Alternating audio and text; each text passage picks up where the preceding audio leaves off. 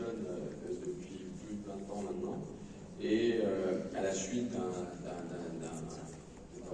d'une phase aiguë d'infarctus chez une femme jeune qui ne s'est pas très bien passée. Donc je n'arrivais pas à appréhender ce qui réellement s'était passé pendant la procédure. Malheureusement, la patiente était décédée. Donc du coup, on a travaillé beaucoup, enfin, j'ai travaillé beaucoup sur ce sujet, et aujourd'hui on a appris des choses, mais malheureusement on n'est pas encore complètement, on ne connaît pas tout, et ça c'est vraiment c'est une redite de la médecine, on n'arrive jamais à complètement tout cerner. Alors, le constat, d'abord, à cette époque, j'avais commencé à regarder en me disant, mais pourquoi c'est aussi compliqué? Et est-ce que c'est une réalité, ou est-ce que c'est simplement parce que je viens de vivre un moment un peu difficile en salle de gâteau? Eh bien, le constat était édifiant, c'est que quand j'ai regardé effectivement le pronostic de ces femmes dans l'infarctus du myocarde, donc le ST+, à la fin des années 90, eh bien, sur des registres américains, on objectivait une différence très significative de pronostic entre la population féminine et masculine, à la défaveur des femmes. Et vous voyez qu'en fait, cette différence est importante, et elle est de 11% de mortalité pour les hommes et 16% de mortalité hospitalière chez les femmes. Cette différence est d'autant plus importante que l'on analyse des populations jeunes. Ici, simplement un registre dans lequel on a simplement pris les patientes qui ont fait l'objet d'une stratégie de reperfusion par angioplastie. Donc là, on se dit qu'avec de l'angioplastie, réouverture de l'artère en phase aiguë d'infarctus, eh bien, on va avoir une mortalité qui va être comparable dans les deux populations. Et vous voyez que c'est totalement faux, puisqu'il y a 30 jours dans ce registre, donc intégrant une stratégie de reperfusion dynamique, vous avez une mortalité qui est le double dans la population féminine, ici, de 14% versus 7% chez l'homme. Donc vous voyez, on n'est pas dans l'anecdotique, on est vraiment dans du lourd. Et immédiatement après ce constat, je me suis retourné vers les amis de la RSI de France, avec lequel on faisait un registre. Et je leur ai dit, voilà, une des préoccupations, c'est de vérifier si ces données internationales, donc américaines, mais pas que, il y avait des données canadiennes, de plusieurs pays en réalité. Est-ce qu'on a la même chose en région parisienne? Parce que nous, on a le SAMU, et le SAMU vraiment nous permet de gagner du temps, d'être efficace, de faire un bon tri, d'amener des patients dans plein de salles de caté en région parisienne. Donc on s'est dit, on ne peut pas faire mieux que Paris pour traiter ces femmes. Donc nous, on ne doit pas avoir le même constat. Donc un gros registre exhaustif sur toute la région parisienne, avec critères de mortalité, audités, etc., etc. Donc on a fait ce papier, c'était en 2011, en se disant, est-ce que le constat est démontré en région parisienne? Vous voyez qu'on a effectivement une surmortalité en analyse multivariée, parce qu'il y a beaucoup de facteurs confondants dans la population féminine. Le premier facteur confondant, c'est que la population féminine est plus âgée, de 8 à 10 ans plus âgée, donc automatiquement ça tire vers une mortalité plus grande. Il y a plus de diabète, il y a plus de choc cardiogénique, il y a plus d'atteinte du tronc commun. Donc une fois qu'on a mouliné tout ça pour retirer tous les facteurs confondants, eh bien il persiste une surmortalité de 40% dans cette population. Alors est-ce que ça change? Parce que là c'est 2011, est-ce que ce constat, puisqu'on a continué bien évidemment à travailler là-dessus, avec notamment les amis du 93, ce qu'on constate, c'est que lorsqu'on regarde les données INSEE sur cette diapo, c'est que la mortalité cardiovasculaire chez l'homme a tendance à continuer à baisser, notamment dans la prise en charge des syndromes coronariens aigus, et notamment le ST+, où on a vraiment de bons résultats. Chez la femme, ça baisse aussi, mais avec beaucoup moins d'efficacité, et surtout beaucoup moins d'efficacité chez les femmes jeunes.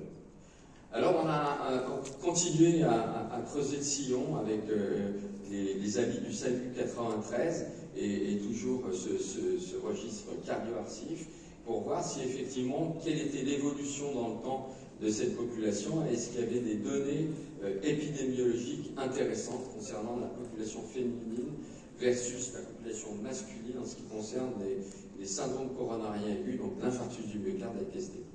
Eh bien, le constat est édifiant, c'est que, vous voyez ici sur cette diapositive, c'est que, en fait, l'âge moyen de la population des syndromes coronariens aigus, eh bien, pour ce qui est des femmes, l'âge diminue au lieu d'augmenter. Donc ça, c'est quand même un questionnement. Alors que l'âge des hommes augmente progressivement.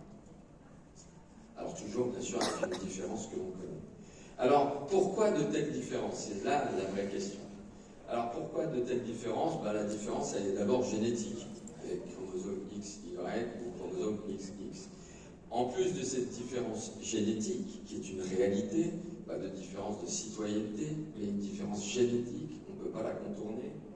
Et l'épigénétique aussi, l'environnement n'a pas le même impact chez les femmes que chez les hommes, parce qu'on vit dans un environnement encore très patriarcal, même si ça change doucement, mais ça change.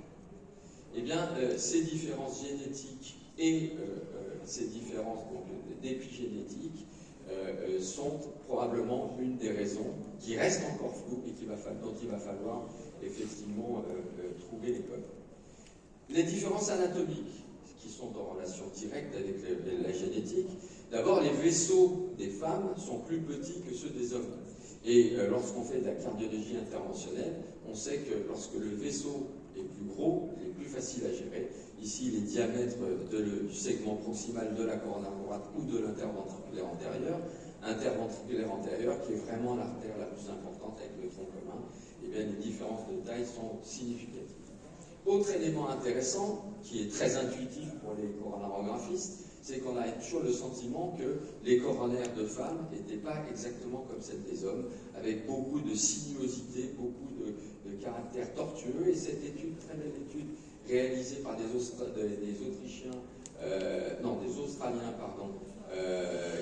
sur des scanners, eh bien, ils ont calculé les angulations des coronaires. Et lorsqu'il y avait plus de 3 angulations importantes sur une coronaire, elle était considérée comme sinueuse. Et là encore, effectivement, ce que l'on retrouvait de manière empirique en regardant les coronarographies, c'est démontré. Les coronaires de femmes sont plus petites, les coronaires de femmes sont plus tortueuses. Et lorsque c'est tortueux, c'est plus difficile de stenter, c'est plus difficile de naviguer à l'intérieur, c'est plus difficile de ne pas disséquer. Et lorsqu'on fait l'analyse multivariée de ces tortuosités, il y a d'autres facteurs qui entrent en ligne de compte, comme celui de l'existence d'une hypertension artérielle, l'existence de l'âge et puis le sexe féminin. Alors, on a vu qu'il y avait des différences liées à la génétique, des différences anatomiques. Existe-t-il des différences physiopathologiques? La cohorte dont je vous ai montré tout à l'heure les courbes avec les âges qui diminuent pour les femmes alors qu'ils augmentent pour les hommes, eh bien, on a regardé pour les facteurs de risque cardiovasculaires. Parce que c'est vrai que les cardiologues interventionnels ont toujours la réputation d'avoir une vision scotomique sur les lésions, dilater tout ce qu'ils trouvent, de serrer, etc. Mais la réalité de la maladie, elle est là, elle est dans les facteurs de risque cardiovasculaires, elle est dans l'athérosclérose, l'inflammation, les lipidés. Eh bien, quand on regarde cette plaque, la première chose qui nous a frappé, c'est qu'il y a beaucoup plus de femmes qui n'ont aucun facteur de risque cardiovasculaire. Donc ça, c'est un élément qui est quand même intéressant, c'est que 10% des femmes qui ont eu un infarctus du myocarde, eh bien, avaient 0 facteur de risque cardiovasculaire. Alors, bien sûr, je ne vais pas égrener tous les facteurs de risque que vous connaissez, mais ça, déjà, un questionnement versus 7% chez les hommes. Alors pourquoi elles ont 0? Parce qu'on ne cherche pas les bons en fait. On cherche les facteurs de risque traditionnels dans la population générale. Je ne vais pas vous les égrener, vous les connaissez par cœur. Mais par contre, il y a des facteurs de risque cardiovasculaires qui sont le propre de la femme. Et ceux-là, je vais prendre le temps de vous les énoncer. C'est le fait d'avoir des premières règles précoces. Le terrain migraineux, probablement en relation avec du spasme coronaire. La contraception, lorsqu'on a une contraception œstroprogestative avec, en plus du tabac, eh bien, on multiplie par 12 le risque d'infarctus du myocarde. L'hystérectomie précoce, la ménopause précoce, le fait de faire des fausses couches, les syndromes des ovaires polykystiques avec une stimulation sympathique extrêmement importante, l'endométriose, la PMA. Donc vous voyez, il y a vraiment tout un secteur de facteurs de risque cardiovasculaire qui sont méconnus, que l'on ne demande pratiquement jamais dans les cabinets de cardiologie. Et ça, il va falloir qu'on change de pratique. Le fait aussi d'avoir des grossesses, des accouchements prématurés, le fait d'avoir de l'hypertension artérielle gravidique, bien sûr, ça vous prédit un risque d'hypertension à distance, mais ça vous prédit aussi un risque de cardiopathie ischémique à distance. Le diabète gestationnel, regardez le diabète gestationnel, quand on a un diabète gestationnel, le risque vasculaire de la femme est multiplié par 4 au décours de l'accouchement. Persistance du poids après la grossesse, et j'en passe. Et là, on arrive à une entité physiopathologique qui est différente de celle que l'on connaît, puisque dans les cardiologues en général et les cardiologues interventionnels en particulier, l'infarctus du myocarde, c'est un problème de caillot. C'est une plaque lipidique instable qui se rompt, la chape fibreuse se rompt, il y a la formation d'un caillot, on complète l'occlusion du vaisseau, souvent sur une plaque non significative, et l'artère se bouche et c'est l'infarctus. Mais là, il y a un mécanisme physiopathologique qui est tout autre, et dont la stratégie thérapeutique va être tout autre, puisque là, il n'y a pas de caillot du tout, au contraire, il y a du sang dans la paroi. C'est l'hématome et la dissection coronaire. Alors, pour revenir à cette hématome dissection coronaire, lorsqu'on regarde les populations jeunes, je vous ai évoqué tout à l'heure des populations qui n'avaient pas de facteur de risque cardiovasculaire, peut-être que c'est là-dedans qu'on va trouver, et c'est exactement ça. Lorsqu'on regarde des populations jeunes qui viennent pour des syndromes coronariens aigus, qui n'ont pas de facteur de risque cardiovasculaire, et bien, le mécanisme physiopathologique n'est pas du tout le même, c'est des hématomes disséquants, et c'est un tiers des patientes qui sont hospitalisées pour ces syndromes coronariens aigus.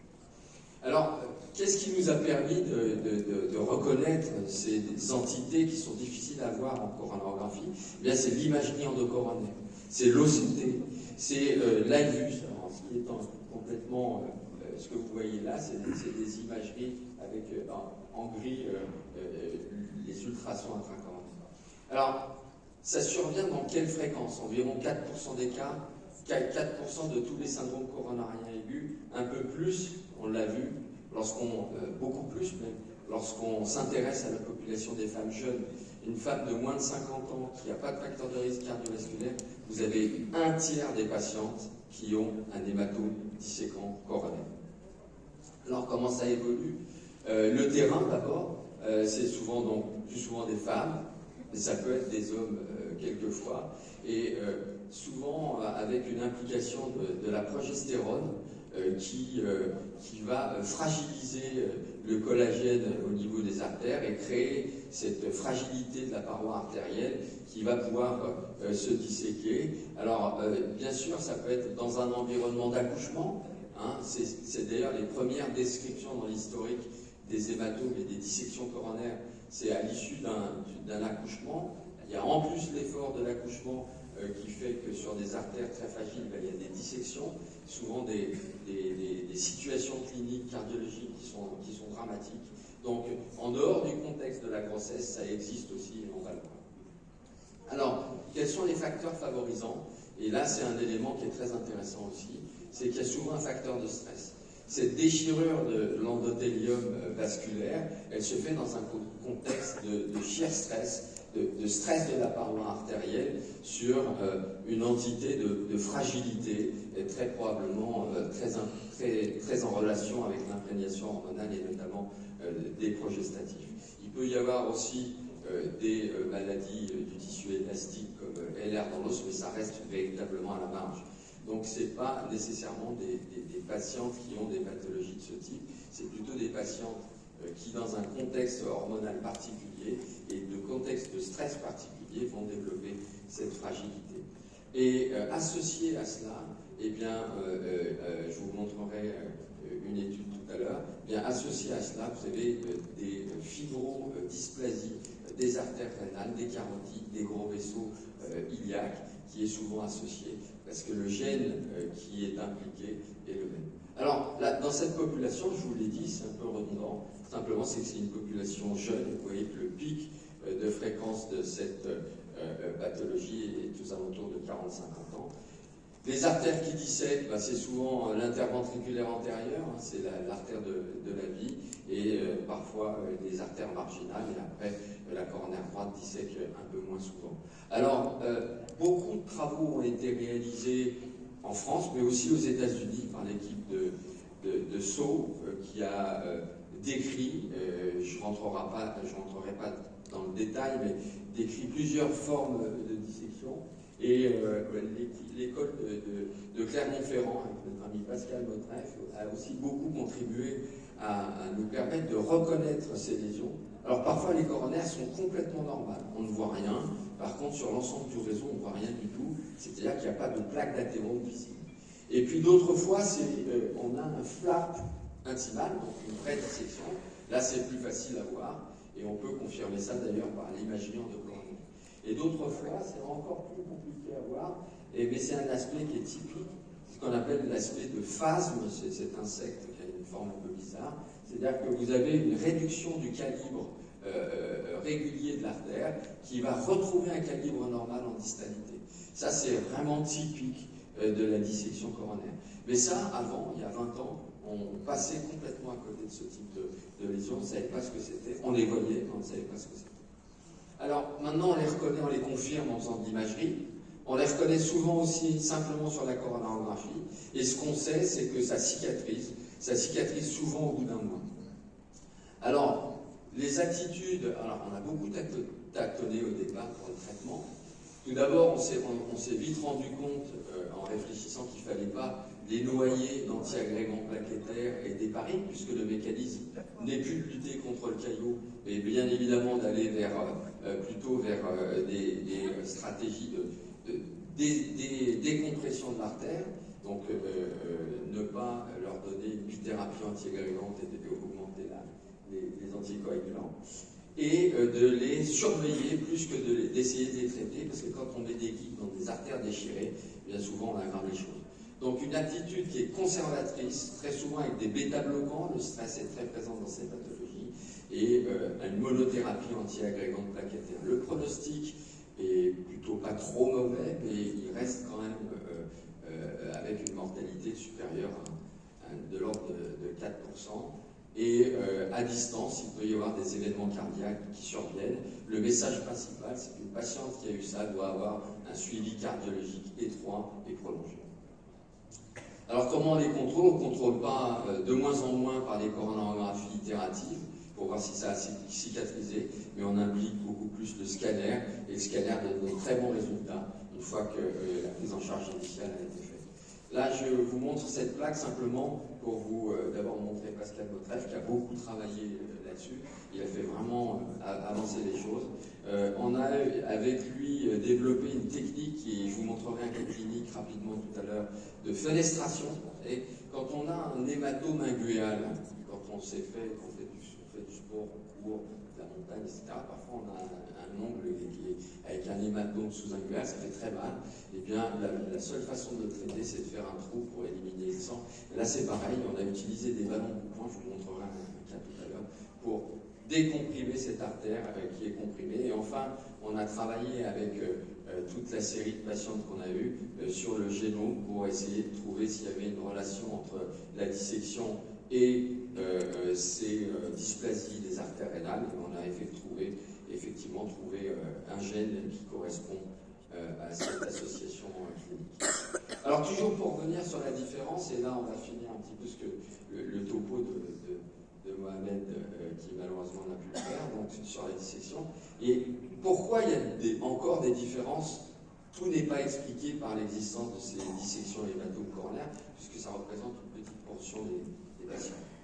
Par contre, sur la mortalité cardiovasculaire de l'infarctus du myocarde, le classique, le caillot, etc., on sait une chose, et ça tout le monde le partage, c'est que plus on attend, et plus on perd du myocyte, et bien plus on a une mortalité qui augmente. Alors encore, on a travaillé avec le registre cardiovasculaire. Cette fois, on a publié en 2016. On a regardé de manière plus précise avec les gars du SAMU tout ce qui était timing de l'infarctus. En se disant, bon, cette fois, c'est sûr, on va trouver, puisqu'il doit y avoir un décalage de timing. La littérature est profuse dans le domaine, disant que les femmes sont prises en charge plus tard, etc. Est-ce que ça permet d'expliquer la mortalité? Eh bien, on a regardé ça et on a trouvé effectivement, en gros, 18 minutes de décalage de prise en charge entre la femme et l'homme. Ces 18 minutes sont concentrées en amont de la prise en charge du SAMU. C'est-à-dire que quand le SAMU est appelé, tac, tac, tac, tout le monde fait son boulot, on ne perd pas de temps. En fait, toute la perte de temps, elle est liée à la prise en charge initiale, c'est-à-dire que la patiente ne va pas appeler tout de suite parce qu'elle se dit que ce n'est pas une pathologie de la femme, douleur dans la poitrine. Elle va s'occuper de son mari, de ses enfants avant d'appeler qui que ce soit. Et très souvent, avant d'appeler le SAMU, elle ne va pas appeler le SAMU, elle va aller voir son médecin généraliste, elle va perdre beaucoup de temps dans l'intervalle. Donc on a fait vraiment beaucoup de travaux avec la Société française de cardio pour mettre en garde les femmes lorsqu'il y a une douleur thoracique. Et j'insiste là-dessus, la douleur thoracique de la femme est exactement la même que celle de l'homme. Il y a beaucoup d'idées qui disent que, enfin, il y a beaucoup de gens qui disent que la pathologie, la symptomatologie de la femme est différente. C'est totalement faux. En fait, la femme a souvent des symptômes qui sont un peu différents, c'est parce qu'elle est plus âgée. Mais si vous regardez les mêmes tranches d'âge, les femmes jeunes, elles auront exactement les mêmes symptômes que les hommes. Donc, pas d'idée préconçue. Par contre, effectivement, il faut expliquer que quand on a une douleur thoracique, ça peut être un infarctus aussi chez une femme, et même s'il n'y a pas de facteur de risque cardiovasculaire. Donc là, on s'est dit, avec ces 18 minutes, Eureka, j'ai trouvé, il y a toute la mortalité va être absorbée. Donc encore une fois, on a fait une analyse multivariée en intégrant dans le raisonnement cette notion du temps, qui était véritablement bien décortiquée avec l'idée du SAMU, et on retrouve toujours un odds ratio qui est du même ordre, c'est-à-dire qu'on a toujours cette surmortalité de 40% chez les femmes par rapport aux hommes, en intégrant tous les facteurs confondants dont je vous ai parlé. Alors, c'est un triste constat, mais on continue à travailler dessus, on va finir par trouver, mais il faut quand même qu'on arrive à changer les choses, même si on ne comprend pas tout. Alors, une façon de changer les choses, c'est déjà de comprendre que on est beaucoup drivé par les recommandations, et c'est très bien, hein. On fait souvent un peu à côté, mais on est quand même drivé par les recommandations. Les recommandations, c'est quoi? Les classes 1A, 1A, études randomisées, plusieurs études randomisées par un 1A, le Graal. Eh bien, quand vous regardez les études randomisées, la proportion de femmes, elle est modeste, très modeste dans les études. Et donc, automatiquement, vous allez, à partir d'études qui ne sont pas dédiées aux femmes, considérer que la stratégie qui a été établie est la bonne pour tous les sous-groupes. Or, c'est faux. Il faut avoir des études dédiées aux femmes, puisqu'on a vu qu'il y avait des différences. Et une fois qu'on aura fait des études dédiées aux femmes, je pense qu'on va améliorer la prise en charge de celles-ci. Et j'en veux pour preuve une pathologie qui s'appelle le rétrécissement aortique, le TAVI. Et bien, dans le TAVI, on constate la chose suivante. D'abord, c'est que la population des femmes est plus importante que celle des hommes, puisqu'elles vivent plus longtemps. Et bien, les résultats du TAVI chez la femme sont meilleurs que chez l'homme, parce que précisément toutes les études ont été équilibrées à peu près. Et donc, on a une stratégie qui est très bonne chez la femme. Autre point sur lequel, et si Mohamed n'est pas là et que je ne dis pas ça, je suis vraiment pas son pote. Et il est très important pour améliorer le pronostic de ces patientes qu'elles bénéficient d'une prise en charge de réadaptation. Et quand elles ont une réadaptation, elles répondent encore mieux à cette réadaptation en termes d'amélioration du pronostic. Le problème, c'est que très souvent, elles sont encore moins prises en charge dans le post-infarctus, parce que, comme je l'ai énoncé tout à l'heure, elles reprennent leur vie de famille, et puis elles s'occupent plus des autres que d'elles-mêmes. Je vais finir très rapidement, et là j'avais le droit à 2 topos, hein. Je vais finir très rapidement avec ce cas clinique que j'ai vécu il y a 4 ans, 4-5 ans à la Roseraie. Une patiente de 36 ans, aucun facteur de risque, maintenant on ne va pas vous la faire. Une patiente de 36 ans, aucun facteur de risque cardiovasculaire, tout le monde sait ce que c'est. Mais c'était déjà très bien. Avec, vous voyez, hein, il y a quand même des éléments qui entrent en ligne de compte dans cette plaque, c'est que vous voyez qu'elle a eu 3 grossesses, dernière grossesse il y a 3 ans, donc on commence à s'intéresser, je ne dis pas que c'est des facteurs de risque, mais on commence à s'intéresser à tout ce qui est conception, etc. chez ces femmes jeunes. Elle a eu un accident de la voie publique, juste c'était à Aubervilliers, à côté de la Roseraie, et avec une forte décélération, c'est-à-dire qu'il y a un type qui lui est rentré dedans, le type s'est tiré. Donc la voiture cassée, le délit de fuite de l'autre, et cette patiente a eu un stress gigantesque, avec une douleur infarctoïde. Elle va au service d'urgence.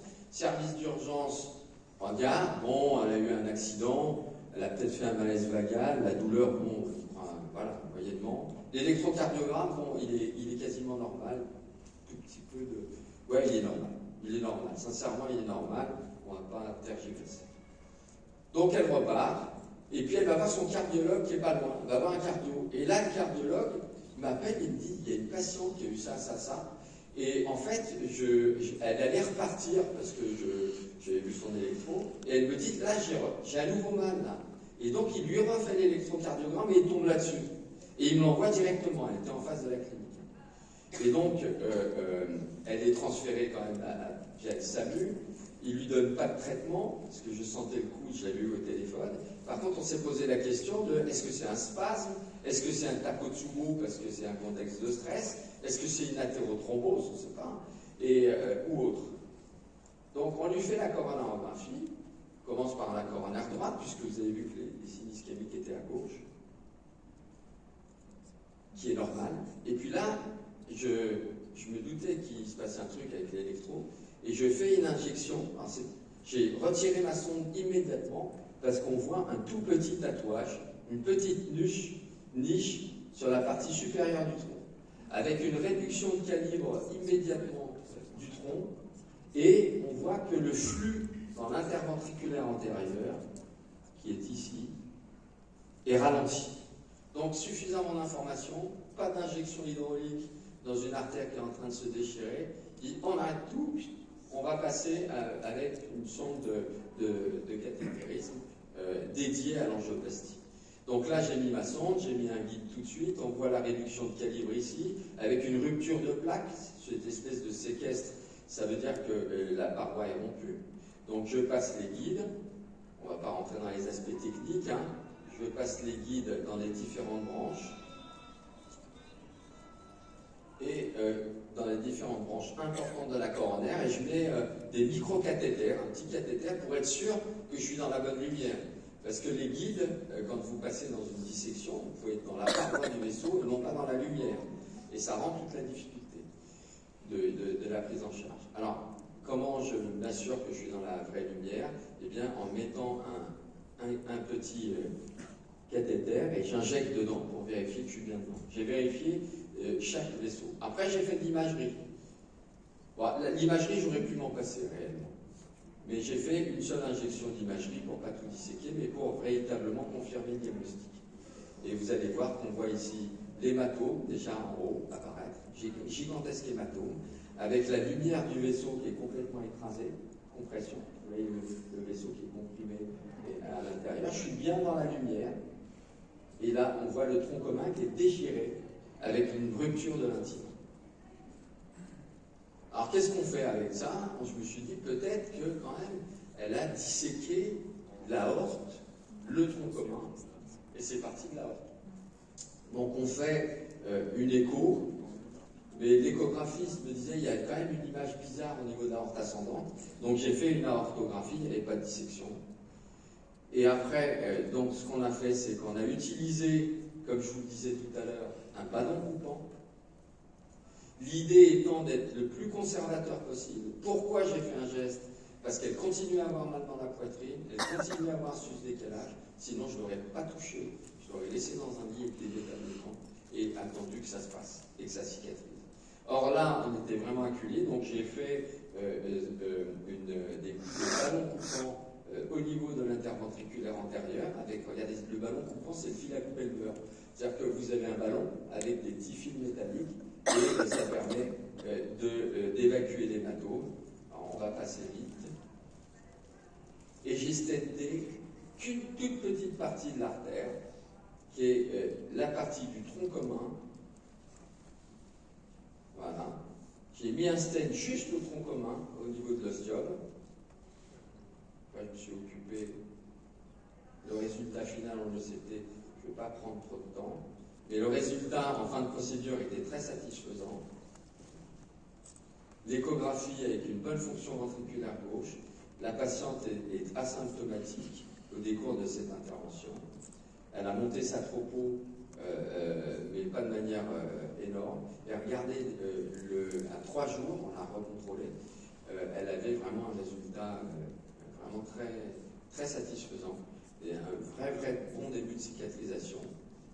Et j'y ai regardé ses artères rénales. Il n'y avait pas véritablement d'argument pour une dysplasie des artères rénales.